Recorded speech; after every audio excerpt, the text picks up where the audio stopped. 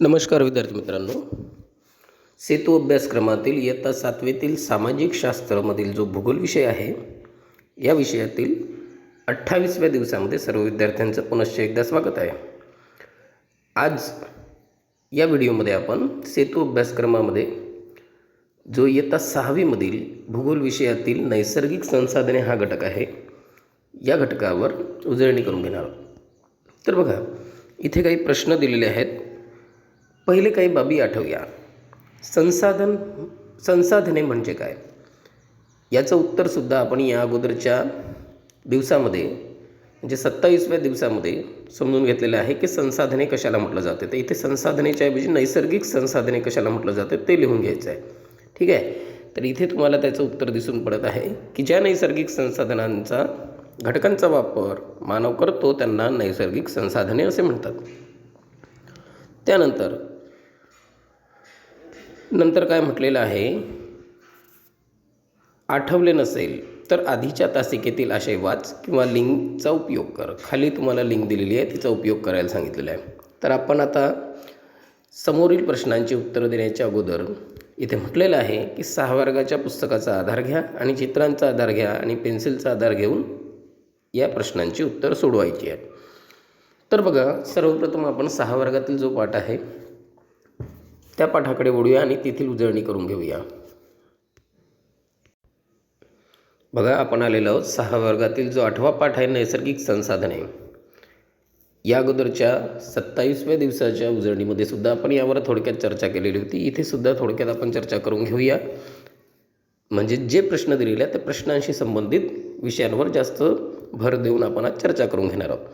तर बघा, इथे नैसर्गिक संसाधने हा जो पाठ आहे, या पाठामध्ये तुम्हाला लक्षात येत आहे, या अगोदरही आपण चर्चा केलेली होती की जे निसर्गातील घटक आहेत ज्यांचा वापर आपण करून घेतो. जसं पोळीचं उदाहरण घेतलेलं होतं की पोळी जी आहे आपल्यापर्यंत येण्यापर्यंत किंवा बनण्यापर्यंतच्या प्रक्रियेमध्ये अनेक घटक असतात आणि त्याच्यातला मूळ घटक जो आहे तो म्हणजेच निसर्गातून आपल्याला ती प्राप्त होते.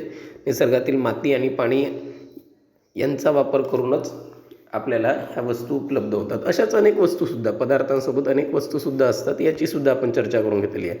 मग यामध्ये त्यांनाच नैसर्गिक संसाधने असं म्हटलं होतं आणि त्यांचे उदाहरण होते. ठीक आहे. आता ही नैसर्गिक संसाधनं जी आहेत, तर बघा, इथे उदाहरणंसुद्धा दिलेले होते. कोणाला नैसर्गिक संसाधन म्हटलं जाते, कशाला म्हटलं जाते, तर हवा, पाणी, मृदा, जमीन, खनिजे, वनस्पती आणि प्राणी ही नैसर्गिक संसाधने आहेत.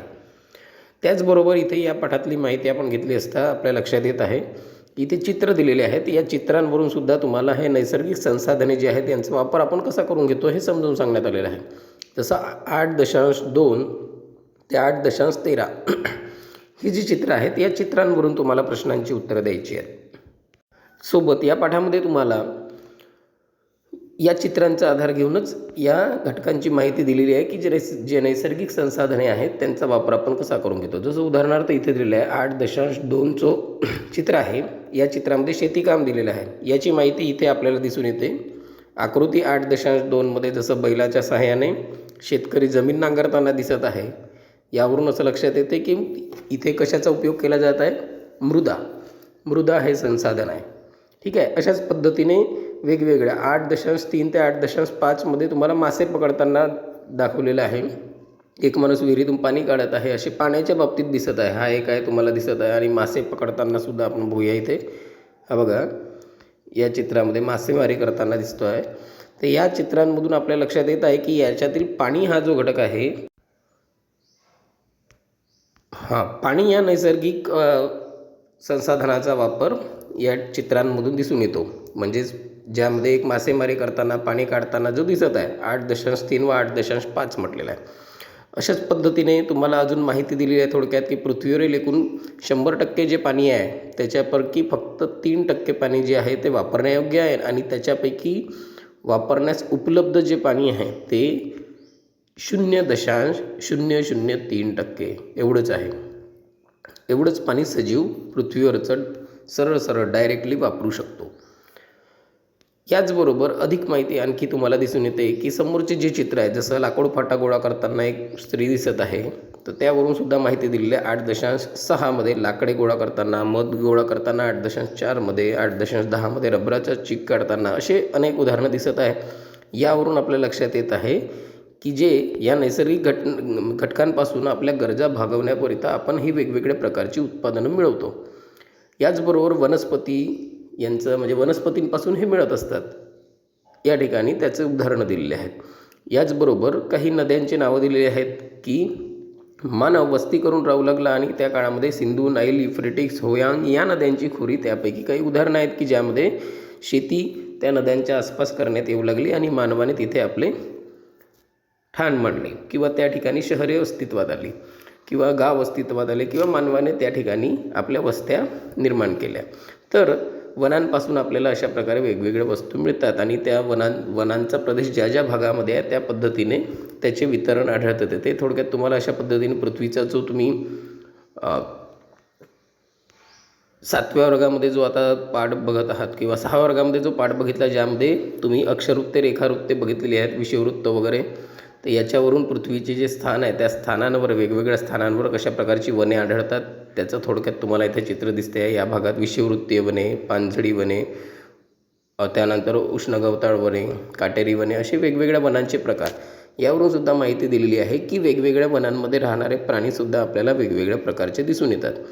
याचबरोबर 8.13 नंबरचा जो चित्र आहे यामध्ये आपल्याला दिसून येत आहे तो म्हणजेच बघा काय म्हटलेलं आहे. 8.13 हा जो आहे प्राण्यांद्वारे माल वाहतूक म्हणजेच प्राणी हा सुद्धा एक प्रकारे आपल्याला उपलब्ध होणारा एक नैसर्गिक संसाधन आहे की ज्याचा वापर आपण करतो. त्यामध्ये वेगवेगळ्या प्राण्यांची उदाहरणं आपल्याला माहिती आहेत. घोडा आहे, गाढव आहे, उंट आहे, बैल आहे, अशा वेगवेगळ्या प्राण्यांचा आपण वापर करून घेतो. त्याचबरोबर काही प्राण्यांचा मांस उत्पन्न करण्याकरिता म्हणजे त्यांचा मांस अन्न म्हणून खाण्याकरिता केला जातो. त्याचबरोबर अंडी, मांस, हाडांची भुकटी, कातडे, असे वेगवेगळ्या वस्तू प्राण्यांपासून आपण मिळवतो. म्हणजेच एक प्रकारे प्राणी हे सुद्धा नैसर्गिक संसाधने आहेत. तर त्यानंतर 8.7 जे आहे यामध्ये तुम्हाला खाणकाम दिसत आहे. त्याविषयी इथे माहिती दिसून येत आहे की खाणकाम करत असताना त्यामधून वेगवेगळ्या प्रकारची खनिजांचं उत्पन्न घेतलं जाते आणि त्या खनिजांचा वापर वेगवेगळ्या वस्तू तयार करण्याकरिता केला जातो.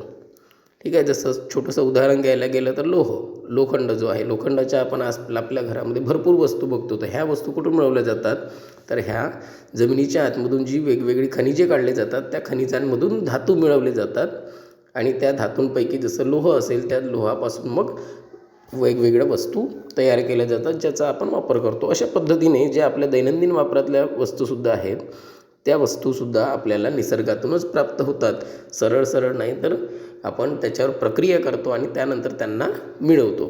आणि काही वस्तू सरळ मिळवल्या जातात ज्यामध्ये मध वगैरेचे उदाहरणं आपण बघितलेले आहेत. ठीक आहे. यात म्हणूनच इथे म्हटलेलं आहे की जमीन हा सुद्धा एक संसाधन आहे. म्हणजेच या उदाहरणांवरून तुम्हाला समजावून सांगण्यात आलेलं आहे की हे जे आपण पाणी, हवा, जमीन, वनस्पती, प्राणी यांना नैसर्गिक संसाधने का म्हटलेलं आहे तर या उदाहरणांवरून लक्षात घ्या की आपण त्यांचा वापर करून घेतो, त्यांच्यापासून वस्तू तयार करतो आणि त्या वस्तूंचा वापर करून घेतो. म्हणूनच हे सर्व नैसर्गिक संसाधने आहेत. याचबरोबर काही थोडीशी माहितीसुद्धा दिलेली आहे ती तुम्हाला इथं वाचन करायची आहे. आता आपण वळूया आपल्या उजळणीकडे ज्यामध्ये सेतू अभ्यासक्रमामध्ये या पाठाविषयी कोणते प्रश्न देण्यात आलेले आहेत. बघा या अगोदरच्या पहिल्या प्रश्नाचं उत्तर आपण लिहिलेलंच आहे. आता समोरचे जे प्रश्न आहेत याकरिता आवश्यक साहित्यांबद्दलही थोडक्यात आपण चर्चा केली होती. आता बघा प्रश्न काय आहे. अध्ययन, अनुभव आणि कृती म्हणजे आपल्याला कृती दिलेल्या आहेत ह्या पूर्ण करायच्या आहेत. खालील व्यवसायामध्ये कोणत्या नैसर्गिक संसाधनांचा उपयोग केला जातो ते लिहा. या ठिकाणी तुम्हाला वेगवेगळ्या प्रकारचे चित्र दिलेले जे आपण थोड्या वेळा पहिले आताच चर्चा केलेली आहे की त्या चित्रांमध्ये काय आहे आणि त्या चित्रांच्या माध्यमातून कोणत्या नैसर्गिक संसाधनांचा वापर केला जातो आहे. तर या ठिकाणी आपण थोड्या वेळा पहिले आताच चर्चा केलेली आहे की जो व्यवसाय इथे दर्शवलेला आहे तो शेती हा व्यवसाय करण्याकरिता कोणत्या नैसर्गिक संसाधनाचा उपयोग केला जातो तर मृदा म्हणजेच माती जी आहे ज्याला आपण म्हणतो. त्यानंतर दुसरा जो दिलेला आहे खाणकाममध्ये आपण खनिजांचा वापर करतो. खनिजे जमिनीतून मिळवतो. खडक, खनिजे ही जमिनीतून मिळवतो. हे नैसर्गिक संसाधनं आहेत. मासेमारीकरिता पाणी, पाण्यातून आपण मासे मिळवतो. त्याचबरोबर आपण इथे प्राणी वगैरे सुद्धा, मासे हे प्राणी आहेत तर प्राण्यांचं सुद्धा नाव इथे लिहू शकतो. नंतर गवंडी काम जे आहे, गवंडी काम सुद्धा कशातून मिळवले जाते? मृदा, मातीपासूनच विटा तयार केल्या जातात आणि ज्यांपासून मग घर तयार केले जाते. अशा पद्धतीने या तक्त्याला पूर्ण करायचे आहे. काय समजले? ही कृती करून तुला काय समजले किंवा शिकण्यास मिळाले? तर बघा, आताच थोड्या वेळा पहिले आपण बघितलं, त्यावर थोडक्यात आपल्याला लिहायचं इथे की जे नैसर्गिक संसाधने आहेत ते आपल्याला निसर्गातून प्राप्त होतात आणि मानव त्यांचा आपल्या वेगवेगळ्या उपयोगाकरिता, म्हणजे वेगवेगळ्या कामाकरिता उपयोग करून घेतो. आणि ही नैसर्गिक संसाधने जी आहेत, या नैसर्गिक संसाधनांवर प्रक्रिया करून त्यांचा उपयोग मानव आपल्या गरजा पूर्ण करण्याकरिता करत असतो. यासोबत तुम्हाला जे वाटलं आणखी पाठाविषयी ते तुम्ही इथे लिहू शकता. नंतर याची अधिक माहिती मिळवायची आहे तर इथे व्हिडिओची लिंकसुद्धा दिलेली आहे, ज्यामध्ये तुम्हाला आणखी माहिती मिळेल. तसेच इयत्ता 6वीचे जे पुस्तक आहे, जे आत्ताच आपण वाचन केलेलं आहे, तसंच पुन्हा एकदा पूर्ण वाचन तुम्हाला करायचं आहे. लक्षात ठेवा, या पाठात किंवा कोणत्याही सेतू अभ्यासक्रमाविषयी आपण बघत आहोत तर या ठिकाणी लक्षात ठेवायचं आहे की तो पाठ जो आहे तो शॉर्टमध्ये इथं आपण डिस्कस करत असलो तरी तुम्हाला तो एकदा पूर्णतः वाचून घ्यायचा आहे. तो वाचल्यानंतर मग या प्रश्नांची उत्तरं तुम्हाला सहज देता येतील आणि त्यातील काही महत्त्वाच्या बाबी लक्षात ठेवायच्या आहेत. ठीक आहे. आणि व्हिडिओच्या बाबतीत, आपल्या या चॅनलच्या बाबतीत बोलताय पुन्हा एकदा की आपण चॅनलला सबस्क्राईब करत चला की जेणेकरून तुम्हाला हे व्हिडिओ पुन्हा पुन्हा मिळत जातील. यासोबतच नंतर नेक्स्ट टाईम जसा आपला हा सेतू अभ्यासक्रम संपेल, सेतू अभ्यासक्रम संपल्यानंतर जे पाठ आहेत त्या पाठांविषयी आपण इथे व्हिडिओ टाकणार आहोत. त्याचबरोबर जे पाठामध्ये चित्र नाही आहेत ज्या गोष्टींचे, त्या गोष्टींचे चित्रसुद्धा तुम्हाला प्राप्त होतील, व्हिडिओसुद्धा त्या ठिकाणी प्राप्त होतील. जे गोष्टी समजत नाही, जे नवीन नवीन नावं येत आहेत तुमच्यासमोर, खनिजं वगैरे काही असे नावं येत आहेत, तर असे जे नावं असतात त्यांचे प्रत्यक्षात चित्रसुद्धा आपण व्हिडिओच्या माध्यमातून बघून घेणार आहोत. आता बघा, समोरचा प्रश्न आहे, पुढील प्रश्नांची उत्तरे शोधू. पृथ्वीपासून मिळणाऱ्या नैसर्गिक संसाधनांची नावे. यांची नावे आपण या पाठामध्येच बघितली, म्हणजे या अगोदरच्या दिवसामध्ये जी आपण चर्चा केली त्यामध्ये बघितलेली होती की पृथ्वीपासून नैसर्गिक म्हणजे संसाधने कोणकोणती मिळतात. तर यामध्ये आहे हवा, पाणी, मृदा, जमीन, खनिजे, वनस्पती आणि प्राणी. ही पृथ्वीपासून मिळणारी नैसर्गिक संसाधने आहेत. आता समोरचा प्रश्न देण्यात आलेला आहे, प्रश्न क्रमांक 2, पुढील ओघ तक्ता पूर्ण करा. बघा, जसं इथे करून दाखवलेलं, नैसर्गिक संसाधनं दिलेली आहे यादी, जी आपण इथे लिहिलेली आहे तीच यादी वरती आहे, समजून जायचं. आता या ठिकाणी बघा, या यादीमध्ये सर्वात अगोदर दिलेलं मृदा.